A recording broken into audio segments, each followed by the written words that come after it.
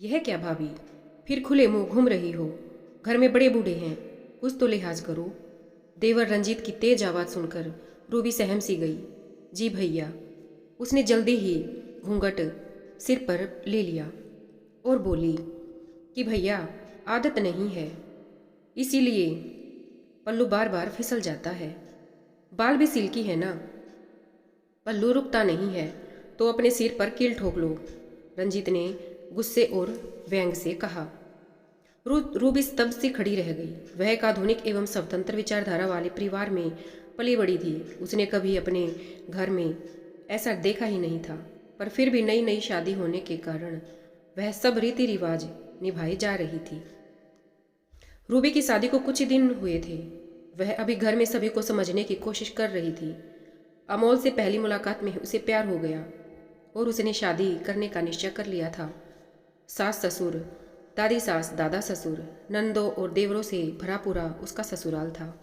उसका देवर रंजीत उच्च शिक्षा प्राप्त, वैसे तो अपने आप को आधुनिक कहता था, पर था पूरी तरह रूढ़िवादी। हर बात पर रूबी को टोकता था। कभी कपड़ों पर ठीक से प्रेस नहीं की है, तो कभी रोटी गोल नहीं बनाई, कभी सब्जी में मसाले की शिकायत, तो कभी कुछ। हर बात में मीन मेख निकालने में जैसे उसे मजा आता था। यहाँ तक कि रिश्तेदारों से हंसकर बात करने में भी उसका मुंह चढ़ जाता था। घर में उसी की चलती थी और सास ससुर का अप्रत्यक्ष रूप से उसे समर्थन प्राप्त था, इसलिए कोई भी कुछ भी कहने की हिम्मत नहीं कर पाता था। जब भी ऐसी किसी बात पर उसका चेहरा उतर जाता तो अमोल उसे देवर भाभी की हंसी मजाक कहकर हंसकर टालने को कह देते थे और कहते कि रंजीत भले ही थोड़ा गुस्से वाला है, पर दिल का वो बहुत अच्छा है। दादा दादी रूबी से बहुत प्यार करते थे, पर वो भी अपने इस बिगड़ैल पोते से दुखी थे और चाहकर भी रूबी का पक्ष नहीं ले पाते थे। पर आज तो रंजीत के इस वाक्य ने सारी हदें ही पार कर दी। अगर यही बात उसने हंसकर कही होती तो शायद रूबी को इतना बुरा न लगता।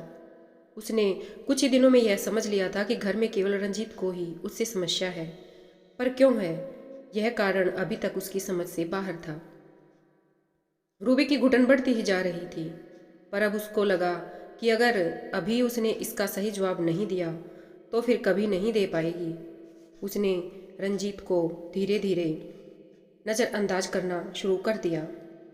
पहले वह खुद दौड़कर उसके पास काम दिया करती थी, उसके काम भाग भाग कर किया करती थी, पर अब उसके कहने पर भी वह अनसुना करने लगी। इससे रंजीत की चिढ़ और बढ़ने लगी। भाभी, जरा मेरी शर्ट को प्रेस कर दो, मुझे अभी बाहर जाना है। और ये क्या, फिर से सिर पर पल्लू नहीं लिया? जरा थोड़ी तो शर्म लिहाज करो, रंजीत ने उसकी ओर शर्ट फेंकते हुए कहा। रूबी खाना बना रही थी।